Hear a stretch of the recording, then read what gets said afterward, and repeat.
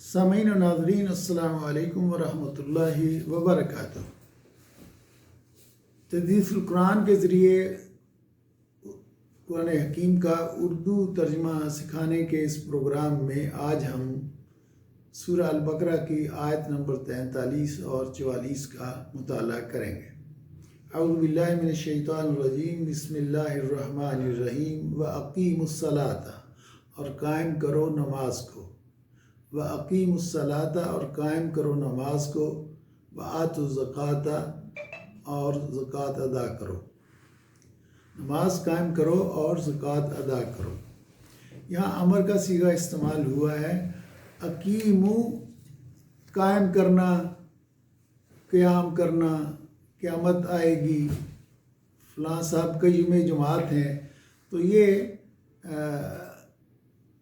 قائم کرنا۔ اچھا، ہم اردو میں عام طور پر کہتے ہیں نماز پڑھنا یا نماز ادا کرنا، تو جو اس کے لیے اللہ تعالیٰ نے جو الفاظ استعمال فرمائے ہیں وہ اقیمو کا ہے کہ نماز قائم کرو۔ یہ نہیں کہا کہ نماز پڑھو یا ادا کرو، فرمایا نماز قائم کرو، یعنی اس کی ساری حدود اور شروط کے ساتھ مسجد ہو، امام ہو، جماعت سے نماز ہو، اذان ہو، تکبیر ہو، یہ ساری چیزیں قیام صلاۃ میں آ جائیں گی۔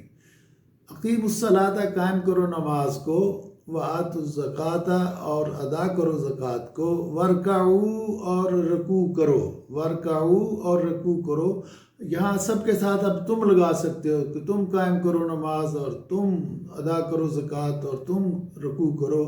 مع الراکعین، رکوع کرنے والوں کے ساتھ۔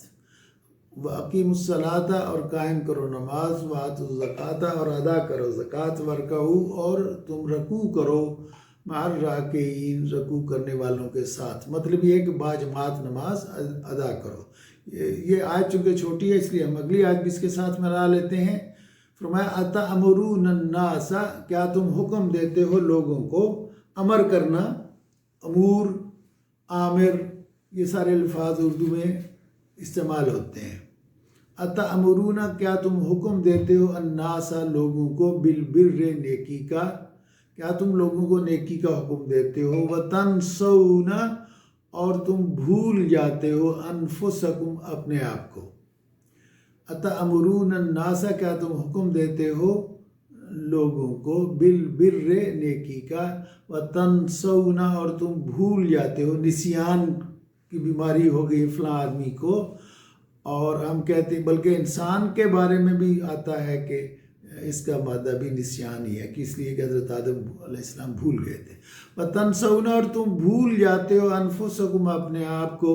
وَأَنْتُمْ تَتْلُونَ الْكِتَابَ، واو یہاں حالیہ ہے۔ وَأَنْتُمْ، جب کہ تم، تَتْلُونَ الْكِتَابَ، تم تلاوت کرتے ہو کتاب کی۔ اَتَأْمُرُونَ النَّاسَ بِالْبِرِّ، کیا تم لوگوں کو حکم دیتے ہو نیکی کا، بر، اور اس کے لیے دوسرا لفظ جو اردو میں استعمال ہوتا ہے وہ ابرار ہے، ابرار لوگوں کا نام بھی ہوتا ہے۔ بالبر، نیکی کا، وتنسون، اور تم بھول جاتے ہو، انفسکم، یہ نفس کی جمع ہے انفس، انفسکم، اپنے آپ کو۔ وانتم، جب کہ تم، تتلون الکتاب، تم تلاوت کرتے ہو کتاب کی۔ افلا، تو کیا نہیں، تعقلون، تم عقل کرتے، تو تم عقل کیوں نہیں کرتے، تم عقل سے کام کیوں نہیں لیتے۔ ایک دفعہ پھر سنیے۔ اَتَأْمُرُونَ النَّاسَ، کیا تم حکم دیتے ہو لوگوں کو، بِالْبِرِّ، نیکی کا، وَتَنْسَوْنَ، اور تم بھول جاتے ہو، أَنفُسَكُمْ، اپنے آپ کو۔ وَأَنْتُمْ، جب کہ تم، تَتْلُونَ الْكِتَابَ، تم تلاوت کرتے ہو کتاب کی۔ أَفَلَا تَعْقِلُونَ، کیا تم عقل نہیں کرتے۔ مطلب یہ ہے کہ یہ بات بیوقوفی کی ہے کہ آدمی خود عمل نہ کرے اور دوسروں کو کہے کہ تم یہ نیکی کا کام کرو۔